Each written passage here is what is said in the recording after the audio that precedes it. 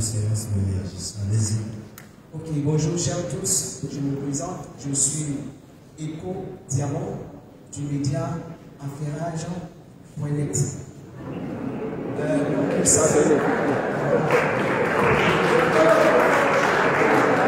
affaires, on cherche à savoir. Aujourd'hui, on a pris le soin de vous écouter en long et en large. J'aimerais savoir, vous avez dit que vous prévoyez un grand meeting sur le 31 mai. Voilà. En cas de refus de ce meeting, nous sommes au Côte d'Ivoire. En cas de refus de ce meeting, quel serait votre plan B pour l'organisation de ce meeting? Merci. Deuxième intervenant. Non, je sais que dans la Belgique, on ne peut pas ça.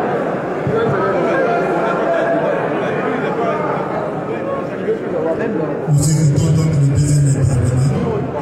Nous vous prions de vraiment apporter de merci. Bien, merci, Madame la Présidente. Vous savez, la question, comme sont les amis du quotidien, la Nouvelle Alliance. Je disais donc que la question de la transparence des élections 2025, peut-être ceux qui suivent l'actualité les datera d'aujourd'hui. En 2023, Madame, vous étiez abordée et vous avez exigé la refonte de la CENI. Les élections municipales et régionales qui devraient se tenir en cette année-là. Malheureusement, vous n'avez pas été entendu. Les Ivoiriens sont allés aux élections, on a vu les résultats catastrophiques, mais émaillés de fautes que tout le monde a dénoncé. Aujourd'hui, avant octobre 2025, vous reprenez le même combat. Et si vos adversaires, c'est-à-dire les organisateurs de ces élections, restaient sourds à votre cri de cœur, qu'allez-vous faire? Qu'allez-vous faire? Merci. Troisième intervenant.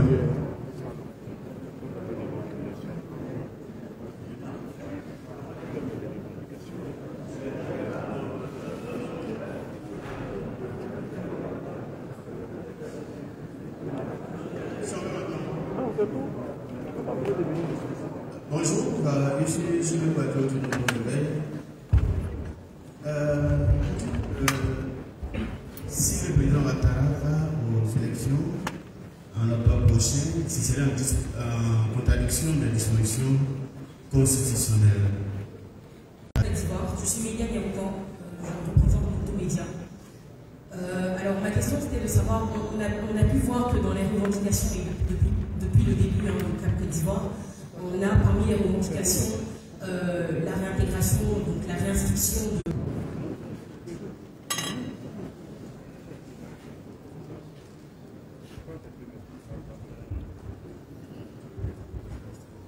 Bonjour, je suis Patrice Alébé, journaliste à Paris.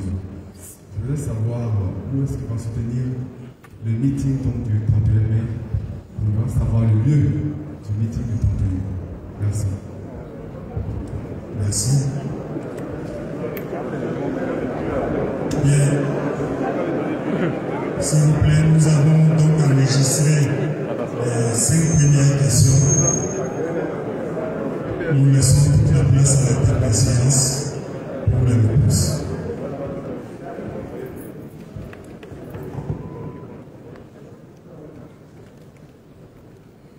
Merci beaucoup. Donc, nous avons enregistré les 5 premières questions. Quelle serait notre réaction en cas de refus du meeting? Le meeting, c'est une activité qui est autorisée par la loi. Donc, dans un régime, dans notre pays en tout cas, la Constitution autorise la tenue des meetings et même des meetings politiques. Tous les meetings ne sont pas de nature politique, mais la loi autorise la tenue des meetings et même des meetings politiques. Nous avons fait la demande, et même les enfants régulièrement. Nous ne voyons aucune raison pour qu'ils refusent. Mais s'ils refusent, eh bien, nous traiterons à ce moment-là de ce qu'il faut faire pour obtenir que le meeting soit organisé et tenu. Je voudrais rappeler que la tenue de ces rassemblements-là ne fait pas l'objet de demande d'autorisation. C'est pas ce que la loi dit. La loi dit, vous déclarez que vous allez tenir votre organisation. Vous donnez les détails, vous demandez l'espace, bien sûr, parce que l'espace, c'est soit un espace géré par l'État, soit un espace géré par des privés. L'espace ne vous appartient pas. Vous faites la demande pour obtenir l'accès à l'espace. Mais vous n'avez pas à demander une autorisation de tenir votre meeting. C'est ça la réponse que je voudrais donner. C'est vrai qu'aujourd'hui, c'est très à la mode de parler du plan A, du plan B, du plan C, du plan D. C'est vrai. Mais nous espérons que notre plan A, qui est de tenir le meeting, là, nous allons pouvoir respecter ce plan A. La nouvelle alliance parle de la transparence des élections de 2025. C'est vraiment le sujet. Nous estimons que dans nos pays, là, qui sont des pays fragiles, dans nos pays qui sont des pays même convoités, il est important que lorsque nous organisons ces assemblées, n'est-ce pas, toutes les parties prenantes dans un débat pour décider qu'est-ce qu'on va faire, comment on va mettre en application la loi, comment on va corriger la loi pour que les choses se fassent de façon apaisée et dans la confiance de tout l'électorat. Et vous-même, vous le dites, depuis 2023, je pose ce problème. 2023, nous étions à Boaké et je posais cette question à Boaké. 2024, nous étions à Bondoukou, j'ai posé cette question à Bondoukou. Ensuite, tous les, je les appelle camarades, tous les présidents de partis qui sont rassemblés ici aujourd'hui avec nous, nous avons discuté de cette question-là. Il est important que nous obtenions pour une fois des élections apaisées dans notre pays. Qu'est-ce que nous allons faire si ceux qui sont au pouvoir restent sourds?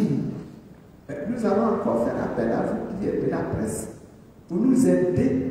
Nous allons faire appel à la communauté nationale, à la communauté internationale pour nous venir en appui. Nous là, nous ne sommes pas des preneurs d'armes pour aller attaquer un organe ou une organisation politique pour imposer notre point de vue. Nous sommes pour la discussion. Nous sommes pour le dialogue. Et le dialogue là, ça ne signifie pas que nous sommes faibles. Ça ne signifie pas que nous sommes heureux. Ça signifie simplement que nous voulons que l'opinion nationale soit respectée, que les vies humaines soient respectées, que les libertés humaines soient respectées dans notre pays.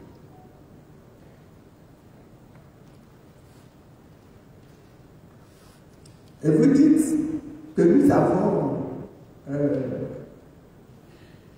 posé le problème de l'élection de la candidature de M. Alassane Ouattara. Mais c'est une question que nous posons et que nous reposons.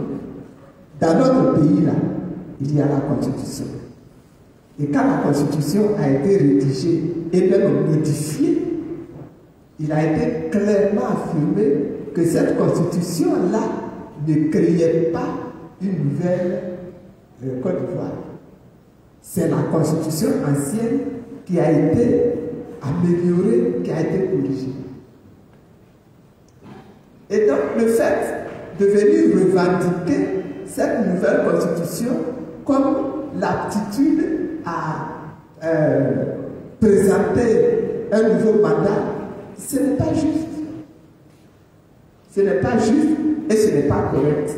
Il y a eu un passage en force en 2020. Ça a été un passage en force. Et c'est pour ça que nous disons, en 2020, il y a eu un passage en force.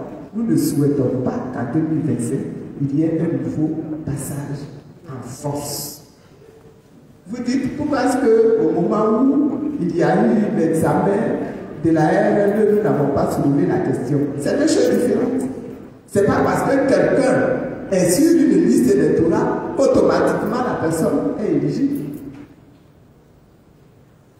La personne peut avoir la capacité d'être électeur, mais nos lois disaient à l'époque que tu peux être inscrit sur la liste électorale. Si tu n'as pas payé tes impôts, ton dossier sera diffusé par le Conseil constitutionnel qui décide qui est candidat, qui n'est pas candidat. Mais tu es sur la liste électorale.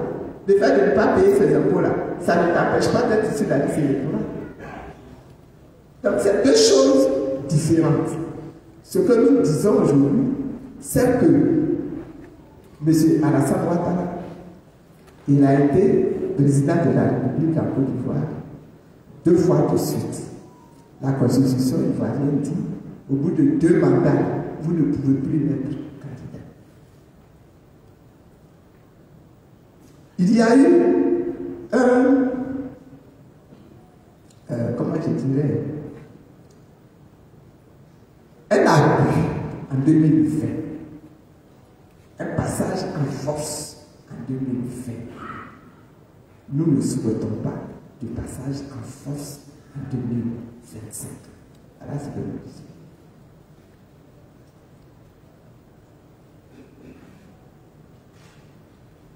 Pour la question de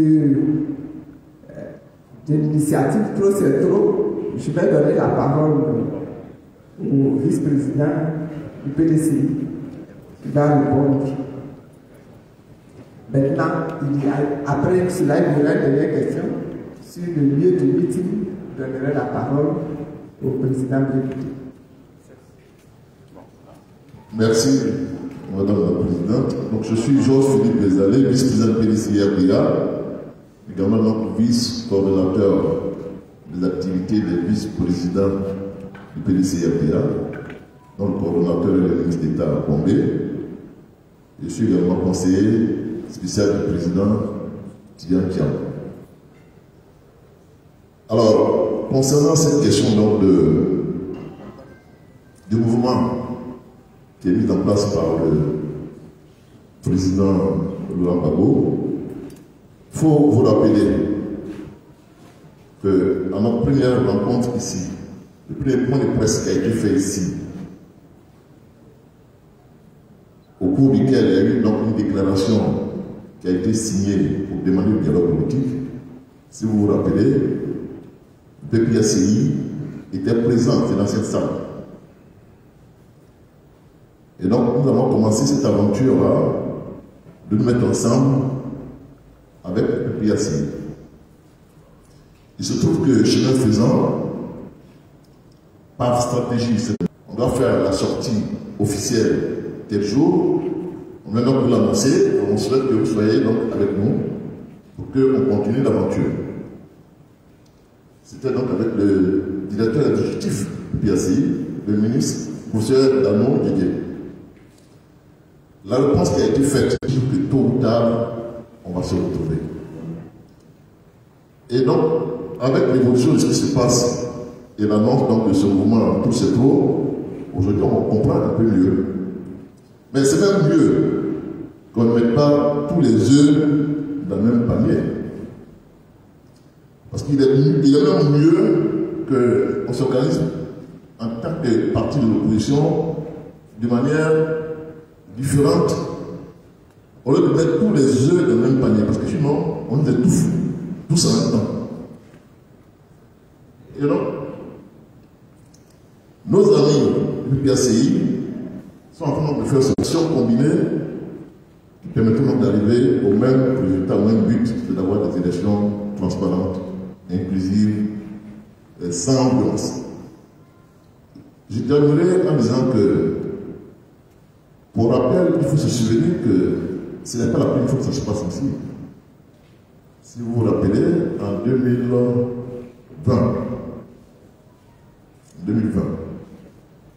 il y avait le PDC.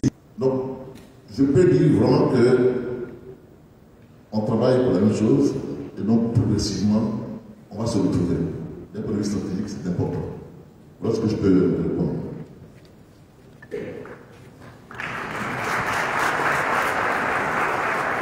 Je vais donner la parole au président qui voudrait dire quelque chose avant le projet. Merci Madame la Présidente. Oui, je voulais juste ajouter 2 mots à ce que Isale vient de dire et par rapport aux 2 questions importantes qui ont été posées par certains journalistes. D'abord, le mouvement trop c'est trop. Mais trop c'est trop là, on est déjà dedans. C'est pas une affaire de. C'est pas seulement une affaire de. On a commencé ça il y a longtemps. Et notre rencontre d'aujourd'hui, c'est parce que c'est trop, c'est trop. On ne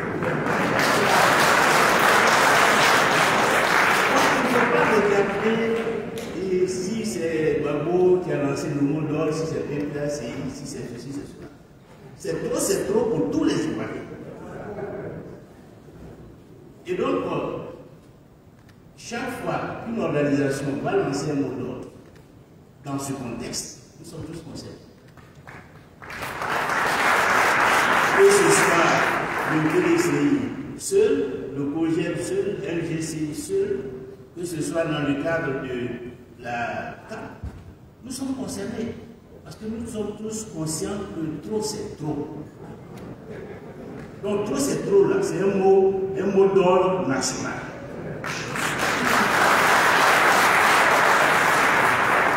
Et tout ce que nous entreprenons, nous le faisons parce que trop c'est trop. Ça c'est la première chose. Mais c'est une question qui rejoint aussi des préoccupations qui ont été émises en ce qui concerne Affairail.net et une nouvelle alliance. Vous avez dit que ferez-vous si, que ferez-vous si, que ferez-vous si, votre meeting, on va aller s'asseoir, et puis on va au champ, ou bien on résiste, on continue, on se bat. Donc si une activité qui est légale est empêchée, nous allons nous donner les moyens pour insister. Nous allons utiliser tous les moyens légaux pour faire reculer la dictature. C'est un combat que nous engageons. Donc ne pensez pas qu'on va nous ouvrir la voie pour que nous fassions ce que nous avons envie de faire jusqu'à aller occuper le fauteuil présidentiel. Il y aura une résistance en face de nous. Et nous devons être prêts à combattre ces résistances au nom de la démocratie. Au nom de la démocratie. Donc, à partir du moment où la loi est avec nous, à partir du moment où nous savons que nous nous battons pour nos droits, nous devons être prêts à affronter toutes les résistances et à faire tomber toutes les barrières.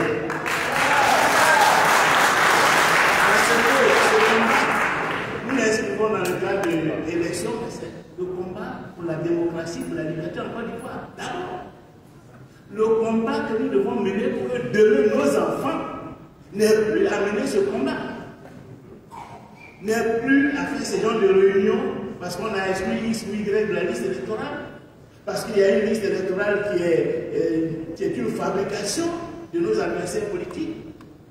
etc. C'est un combat que nous menons depuis presque 30 ans. Mais aujourd'hui, nous nous rendons compte que le combat n'est pas achevé. De toute façon, le combat pour la liberté, elle est permanente. Donc, il faut que chacun s'apprête. Ne pensez pas que le combat que nous allons mener là, si nous voulons atteindre l'objectif, que ça va être un combat facile, simple, nous aurons à affronter les difficultés. Et c'est nous, l'élite, la direction du mouvement, c'est nous que les Ivoiriens regardent. Parce que les Ivoiriens, les militants de base, ils sont prêts. Ils le démontrent chaque fois qu'on les appelle à des meetings. Mais est-ce que les leaders politiques là, ils sont prêts? Est-ce qu'ils sont prêts à libérer la Côte d'Ivoire? C'est de ça qu'il s'agit.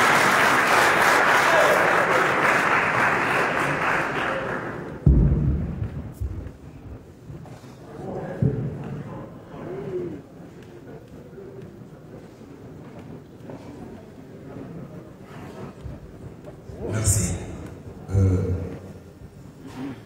Apaneus a posé la question relative au lieu du meeting. C'est-à-dire là où le meeting du 31 mai va se tenir. Excusez-moi, on m'envoie. Je sors d'une grande tournée, je suis rentré hier. Et avant de parler du lieu du meeting, parlons des enjeux du meeting. C'est une action d'expression. Ce que nous voulons a été exprimé par notre parole. C'est fait l'objet de larges discussions, notamment des élections inclusives, créer un cadre de dialogue, des élections apaisées pour que, à l'issue du scrutin de 2025, on puisse compter les bulletins et non les morts, la réinscription sur la liste électorale des personnalités qu'on a exclues, dont le président Laurent Gbagbo, l'ancien président de l'Assemblée nationale Guillaume Soro, le président du PDCR, d'ailleurs le président Tidiane Dia, et moi-même Charles Bouté. Nous voulons une compétition réelle qui puisse permettre aux Ivoiriens d'aller choisir la personnalité à qui ils veulent confier leur destinée pour les 5 prochaines années. Vous allez applaudir ça.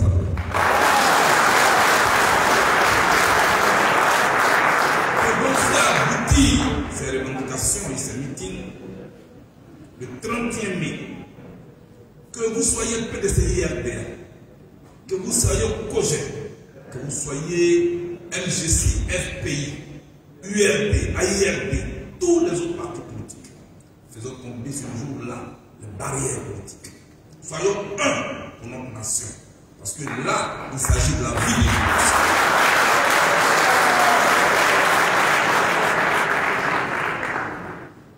Ce meeting aura lieu à Abidjan. Et je mesure tout le poids, comme la première dame l'a dit, que quand Côte d'Ivoire vient de mettre sur ma tête. Mais j'adore les défis.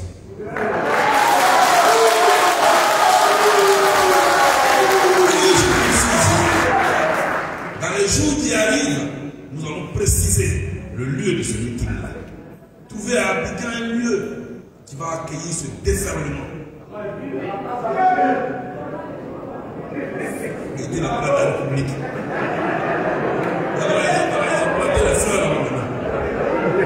Alors, nous allons trouver un lieu qui peut accueillir tout ce monde qui veut s'exprimer, qui veut se faire entendre et qui veut une élection paisible en temps. Dans les jours à venir, nous allons nous réunir les différents états à l'organisation des différents partis politiques. Si ce n'est pas seulement une affaire des députés, c'est notre affaire à nous tous. Tous nous sommes concernés. Nous allons nous rencontrer, nous allons nous organiser, nous allons réfléchir pour trouver le lieu qui va nous permettre d'accueillir tout ce grand monde qui va venir de partout. Vous serez donc situés dans les jours à venir. Je vous remercie.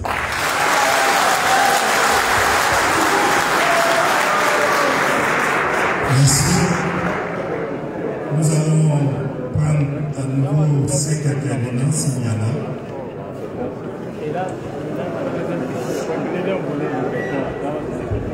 Le mode opératoire est le même. Vous vous présentez votre organe et vous posez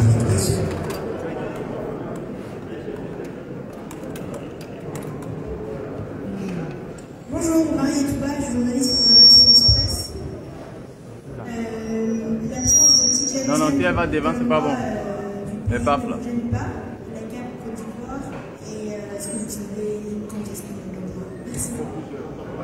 C'est dans tous les jours.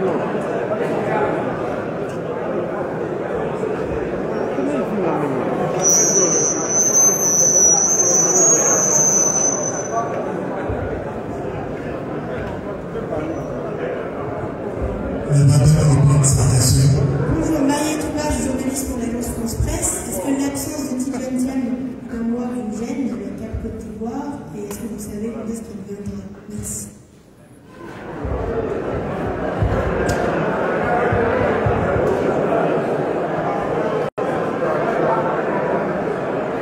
Merci. Prochain intervenant.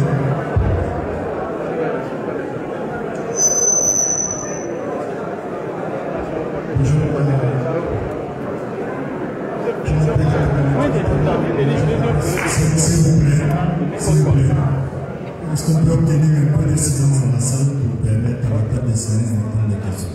Allez-y. Ok, je m'appelle Gabriel Terba, je viens de l'agence de presse Bloomberg. J'ai une question pour la coalition. Le parti PDCI aura un grand événement, un grand de conseil et une manifestation probablement le 8. Est-ce que la coalition compte de soutenir au cours de cette manifestation? Parce que la dernière fois, lorsque le porte-parole, le président du groupe parlementaire PDCI s'est prononcé sur la question, les gens, il y a des critiques qui ont dit qu'il n'y a pas eu de mobilisation. C'est pourquoi peut-être la manifestation a été reportée. Maintenant, puisqu'on entend que la coalition soutient vraiment la candidature présidentielle, qui soutient vraiment le parti PDCI et RDA, est-ce que la coalition sera présente le 8 pour soutenir le parti PDCI RDA pour le conseil qui aura lieu le 8? Merci. Merci. Troisième intervenant.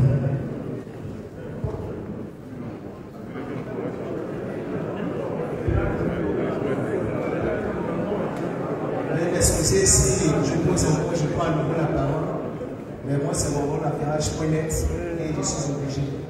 Et cette fois-ci, ma question est adressée au président Charles Légoté.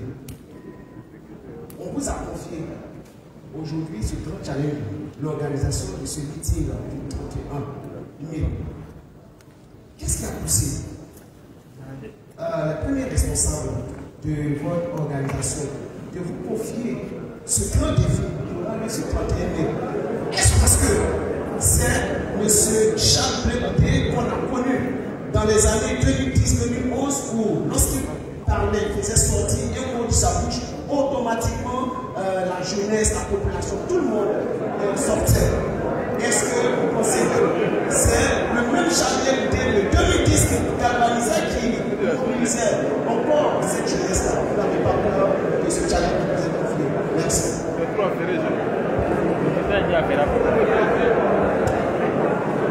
Merci. Est-ce qu'il y a un quatrième intervenant? Le quatrième intervenant, avancez s'il vous plaît.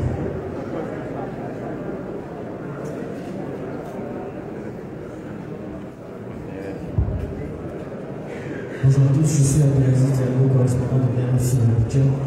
Ma question est de savoir, vous demandez, Cap Côte d'Ivoire demande aujourd'hui une nouvelle RLE, demande également le renouvellement de la CEI, pardon. Est-ce que nous sommes à quelques mois seulement de l'élection, est-ce que c'est faisable selon Cap Côte d'Ivoire, non seulement une nouvelle RLE, mais également le fait donc de revenir, de renouveler la CEI, voilà, et la nouvelle organe que vous avez demandé? Merci. Merci. Alors, nous allons prendre, s'il y a un cinquième intervenant, nous signalons qu'après ce groupe, il n'y aura plus de questions. C'est bon, on nous fait signe qu'il n'y a plus d'intervenants. Nous laissons la parole à la table des séances. Merci.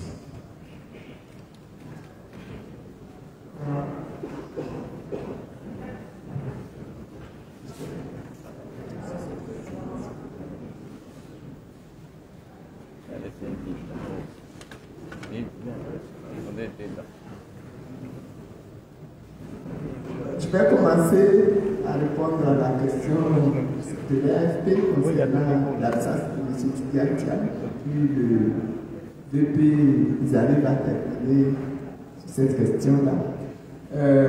Au moment où nous avons constitué la CAP Côte d'Ivoire, nous avons réfléchi sur la direction de la CAP Côte d'Ivoire. Nous avons examiné la possibilité qu'un responsable soit absent. Principalement le coordonnateur, il peut être absent. Pour une raison ou pour une autre. Il peut être absent même du pays. Il peut être absent de la ville où l'activité se déroule, mais il peut même être absent du pays. Et donc nos textes ont prévu que quand il n'est pas là, c'est le premier porte-parole qui dirige la CAP. Voilà, et c'est ce que nous faisons. Il n'est pas là, donc c'est moi qui dirige la CAP. Le jour où il reviendra, il prendra sa place pour continuer de diriger la CAP.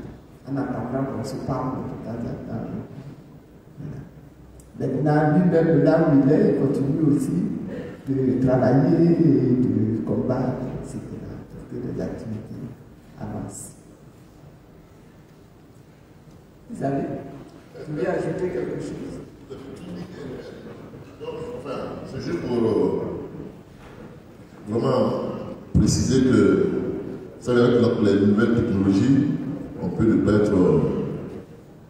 La Covid a montré cela, on peut ne pas être présent, mais on est présent. Et donc le président Tidiane est informé de chaque détail de nos actions. Il suit de très près ce qui se passe. De là-bas où il est également, il y a d'autres missions qu'il accomplit pour le compte des Cap Côte d'Ivoire également. Après, aujourd'hui, vous avez vu, c'est les hautes personnalités du PDCI qui sont là, le coordonnateur général de la Bengo, les députés qui sont là. Donc, le PDCI est pleinement engagé dans ce processus. Et il a demandé donc je le représente quand il n'est pas là, et donc c'est ce que je fais. Je pense que ça se passe très bien. À tout instant, il est informé de ce qui se passe, il donne ses orientations. Comme l'a dit madame, c'est une organisation qui a été mise en place de manière collégiale en disant, quand le coordonnateur n'est pas là, la première parole coordonne les activités. Si elle n'est pas là, la deuxième parole qui est Mme Monique Claverie. Donc c'est vraiment là pour toutes les dispositions pour ne pas qu'il y ait une vacance au niveau donc, de la tête de Cap Côte d'Ivoire. Donc cela peut vous rassurer. Merci. La deuxième question a été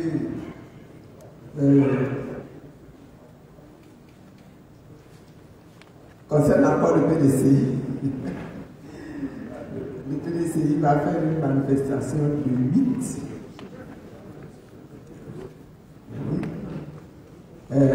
Quid de la contribution de la participation du Cap Côte d'Ivoire dans cette action-là pour soutenir le PDCI. Nous sommes très attentifs à ce qui se fait, à ce qui se dit, à ce qui s'organise, parce que nous estimons que c'est l'union qui fait la force. Et dans cette action-ci, où nous sommes malheureusement, je dirais, confrontés au pouvoir RHDP, nous estimons qu'il est important que nous nous concentrions sur l'action et que nous rassemblions nos forces pour être le plus efficace possible. Donc nous allons suivre cela pour voir un petit peu ce que cela va faire. Troisième question, pourquoi avons-nous confié le meeting à M. Blé-Goudé? Et vous avez posé la question directement à M. Blé-Goudé. On lui donnera le micro pour répondre. Mais je voudrais dire que quand nous organisons comme ça des actions, c'est ensemble que nous décidons de qui doit faire quoi. Par exemple, on vous a dit que nous allons envoyer des missions auprès de toutes sortes d'organisations, les ambassadeurs des pays étrangers dans notre pays, les responsables d'organisations confessionnelles, des responsables d'organisations de la société civile. Nous avons dit que nous allons donc, la décision va être là également collégiale de savoir qui doit faire quoi, qui doit aller où. Et c'est donc ensemble que nous avons décidé de confier l'organisation du meeting à M. Brébuté. Vous êtes d'accord avec moi que nous avons bien choisi notre président, notre président.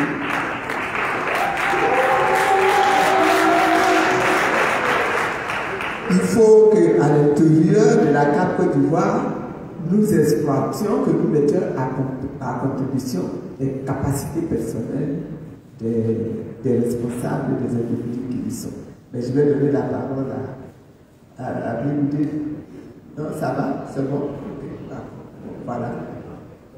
Tu peux... Je crois que c'est très important ce qui a été dit par Madame la Présidente. Pour aller voir le PACI, Madame Monique Labéry, conduisait la délégation au nom du Cap Côte d'Ivoire. Donc les rôles sont confiés effectivement à des présidents pour les activités dans le Cap Côte d'Ivoire. Et pour le meeting du 30e mai, ce qui a été dit, c'est que le président du comité d'organisation de ce meeting, ce sera donc le président Koujep, ce sera Brébuté. C'est un comité d'organisation qui, en son sein, aura donc des représentants du PLCI, du MGC pour les différentes activités, transport logistique, etc., etc. Non, ce n'est pas lui tout seul, mais il est le PCO, n'est-ce pas? Il est le PCO. Mais c'est de manière collégiale que ce meeting sera organisé. Voilà. La dernière question concerne la RLE et puis le renouvellement de la CEI. Je m'attendais un peu à cette question-là, à cette remarque-là, et de la part des responsables du RHDP ou des responsables de la CEI qui vont dire est-ce que c'est pas trop tard? Est-ce qu'il ne faut pas bien laisser les choses comme ça en l'état? Parce que la date de l'élection approche. Quand la question vient de la part d'un journaliste, je me dis, mais est-ce que le journaliste là, il suit bien tous les combats que nous menons là? Ou bien il se met l'avocat du RHDP, voilà.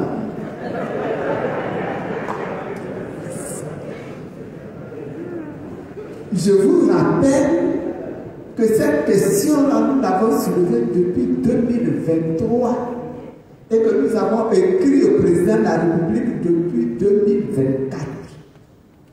Ils avaient le temps de prendre toutes les dispositions et donc l'argument que c'est trop tard, c'est un argument qui ne peut pas nous être opposé. Et je souhaite que les journalistes même plaident en notre faveur plutôt qu'à la faveur des autorités et des responsables de la CEI avec de tels arguments. Si on veut faire des réformes, aujourd'hui encore, on peut s'asseoir, on peut discuter, on peut faire des réformes et puis on peut organiser des élections propres et transparentes en octobre 2025. Voilà mon problème.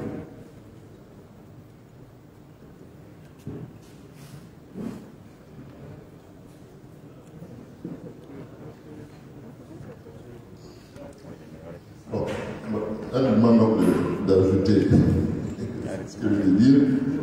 Vous savez, il faut aller en profondeur, comme aime le dire quelqu'un. Il faut aller en profondeur. Bon, et être factuel. C'est le document du gouvernement du recensement général de la population d'habitat qui dit, et je cite, que la population de nationalité ivoirienne âgés de 18 ans et plus est de 12 193 928. Et ça, c'était en 2021-2022. 12 millions. Population de santé ivoirienne âgée de 18 ans et plus. Donc, ça veut dire ceux qui doivent pouvoir aller voter. C'est l'état de vote va venir après le licenciement de 2021. 12 millions. 500. Et aujourd'hui, ce même état constate qu'il n'y a que 8 millions sur la liste. Et donc, normalement, ça fait donc la responsabilité de l'État de tout faire pour qu'on ne laisse pas des Ivoiriens en dehors du processus électoral. Là, il y a près de 4 millions, peut-être même 5 millions aujourd'hui. Et fort heureusement, la dernière révision, on a eu un nombre assez important. Mais ce qui s'est passé, c'est qu'il y a des gens qui devaient avoir leur pièce. On leur a fait va, viens. Au moment où ils ont eu leur pièce, on dit abandon, c'est terminé. Mais ces personnes-là ont leur pièce. Donc, puisqu'on demande pourquoi on veut exclure des Ivoiriens alors qu'ils ont, c'est leur droit de pouvoir s'inscrire sur la liste et de pouvoir exprimer leur vote pour choisir le président de la République. On ne demande pas faire un débat là-dessus. C'est le gouvernement qui peut dire je prends l'engagement de faire en sorte que vraiment le maximum. Maintenant, on est en train de supplier, on est en train de pousser depuis, comme elle dit, depuis 2023, 2024, et puis en face, il n'y a rien. Comme si on fait exprès pour exclure les Ivoiriens par rapport à leur droit de vote. Alors que on sait, ce sont des chiffres qui disent qu'il y a près de 4 millions. Alors, la CEI nous donne un tableau. J'ai le tableau devant moi, c'est en profondeur. Il dit, bon, avril-mai 2025, prise en compte l'intégration dans la base de données électorale des décisions contentieuses. Juin, validation, arrêt de la liste électorale définitive. Juin. Mais en mai, on peut même avancer. C'est fini, le contentieux est fini. Donc, ils sont la liste même en mai. Ils attendent quoi pour attendre jusqu'en juin. Ils peuvent sortir la liste du contentieux là, en mai.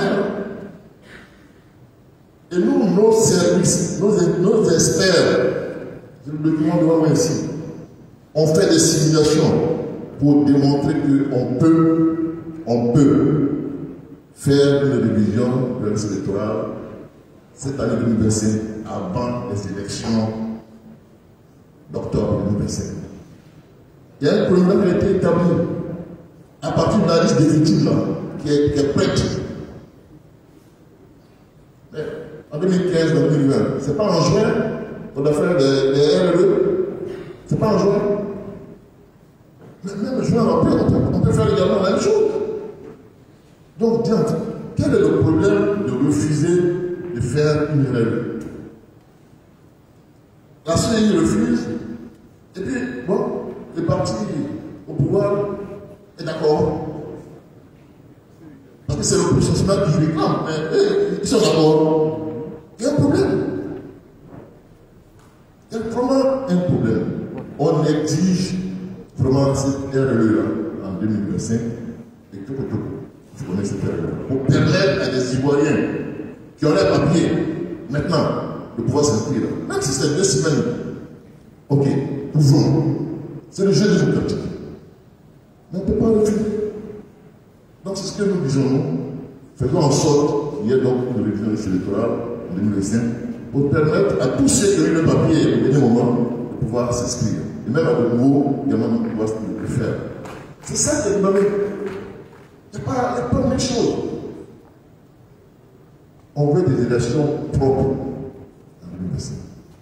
Et puis, je vais terminer là-dessus. Dites-moi. Le président doit me redépasser la liste. Pas ça? On dit, ça n'est pas sur la liste. On veut un dialogue politique. Bon, parce que c'est politique. Pourquoi on en discute?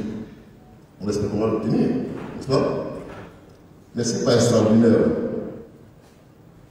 C'était le cas. Une loi d'amnistie est prise, n'est-ce pas? Chef de Goudé amnistié, Lambabo amnistié. Mais comment s'explique comment je suis avec cette loi? Si après une révision, elle est lui la même. Amnistie, ça veut dire, bon, on a enlevé tous les. Mais ils ne sont pas sur la liste.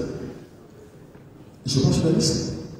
Donc, on va donner l'impression que, bon, on a fait quelque chose pour que. Hein, mais, entre-temps, ils sont amnistiés, mais ils ne sont pas sur la liste. Donc, c'est le même problème. Donc, il faut que, en même temps qu'on prenne une disposition pour que les gens soient amnistiés. Il y a même un possible qui est là aussi, qui est devant moi, je le regarde, qui est la même chose. Ils sont amnistiés. Et puis, en même temps, pratiquement, on va leur permettre de pouvoir s'inscrire sur la liste pour pouvoir également aussi participer aux élections. C'est ce qu'on souhaite. Donc, la LLE, elle est absolument indispensable pour régler tous les problèmes que nous connaissons en ce moment. Voilà ce que je voulais.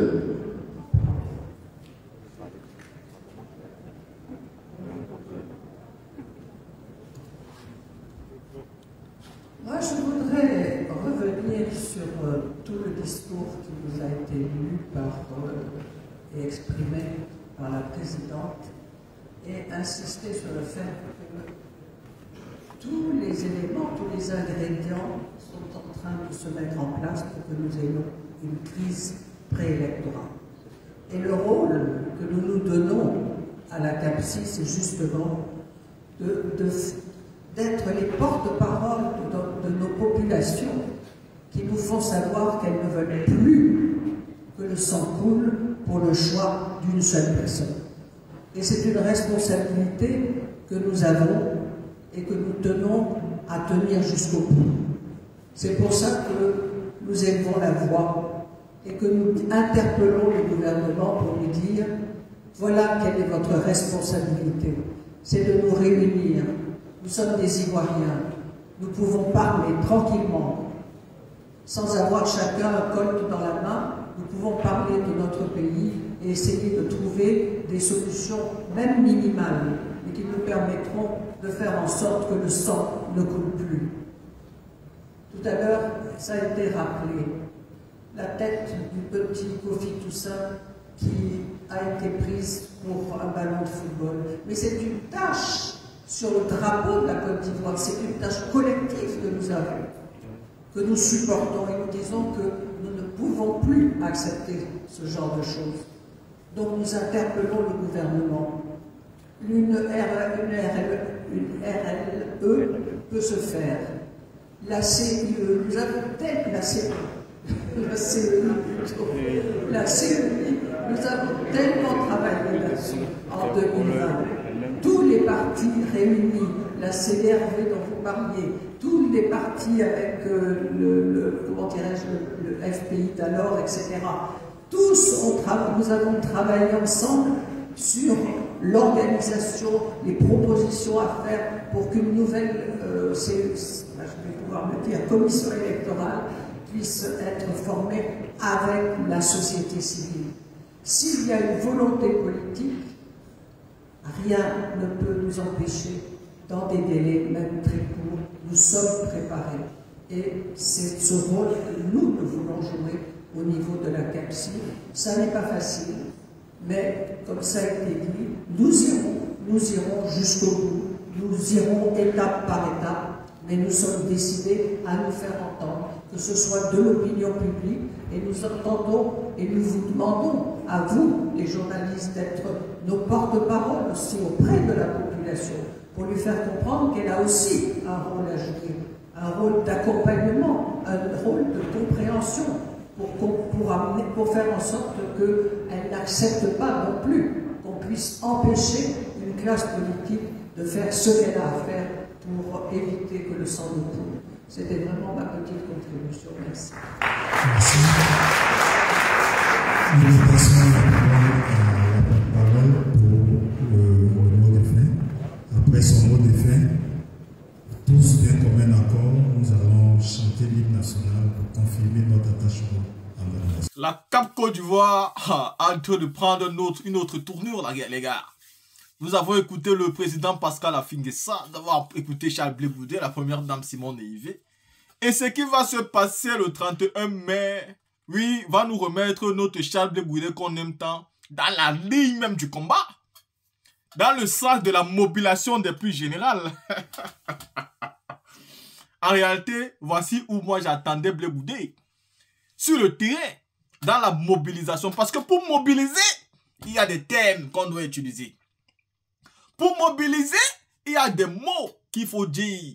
Pour mobiliser, il faut appeler les gens dans la rue. Pour mobiliser, il faut appeler les gens dans un meeting. Et c'est ça le rôle qu'on a donné à Blé Goudé. Ça veut dire, Blé Goudé sera donc obligé de tenir des propos forts, comme celui qu'on connaît dans les années 2010. Blé Goudé sera obligé de démontrer qu'il n'a pas perdu sa qualité, sa capacité et sa détermination dans le temps. Et c'est ce Blé Goudé que nous voulons voir au four et au moulin, en train de préparer, de nous concocter, c'est-à-dire une mobilisation mais des plus extraordinaires et générale. Donc, félicitations et bravo à M. Charles Blé Goudé, que je souhaite d'ailleurs un grand succès dans ce meeting du 31 mai. Et je vais par ricochet ici dire bravo au président Pascal Afingessa qui, dans cette Cap Côte d'Ivoire, est vraiment pour moi celui qui est comme le président, même coordonnateur, parce qu'il a une voix qui porte. Il a une détermination. Et on comprend que, par expérience, il sait que le combat sera dur en face. C'est ce que je dis. Par expérience, il sait que le combat sera dur en face. Donc, il ne faut pas lâcher prise. Mais surtout, je l'apprécie dans le fait qu'il a répondu sur la question « trop, c'est trop ». Mais trop, c'est trop pour tous les Ivoiriens. Trop, c'est trop pour tous les Ivoiriens. Donc, le mot d'ordre de trop, c'est trop. C'est lancé pour un mouvement qui va compter tous les Ivoiriens parce que trop, c'est trop. Mais le représentant du président Tidjane Tcham, du PDC-RDA, l'a clairement dit aussi. Il est bon de ne pas mettre les œufs dans un même panier. Et moi, je l'avais dit dans une de mes vidéos. C'est très bien même que tout le monde ne se mette pas ensemble. Comme ça, Alassane Ouattara devra voir une déferlescence du monde à gauche et à droite. Imaginez-vous si le PDC lance des mobilisations, boum, le monde est dehors. Derrière le PPAC lance des mobilisations, boum, le monde est dehors. Derrière le MGC, plusieurs partis qui lancent les mots d'ordre le même jour. On va donc aller arrêter les militants de qui et de quel côté. Il faudra faire avec et ça sera fort pour eux. C'est ça la réalité. C'est ça la réalité. Ce sont les mots d'ordre qui peuvent venir de manière spontanée et simultanée. Qui peuvent donc revendiquer plusieurs choses à la fois, mais surtout de manière permanente. C'est-à-dire de manière continue. Donc, félicitations Cap Côte d'Ivoire qui est en train de prendre une autre tournure. Il faut répondre, comme l'a dit la première dame Simone Yvé Babo, ce que nous voulons en 2025, c'est faire comprendre à ceux qui sont en face que vous avez fait 2 mandats. Du 3e mandat, vous êtes passé par force. Mais le 4e mandat, on ne vous laissera pas passer par force. Si vous voulez passer par force au 4e mandat là, on va tout gâter.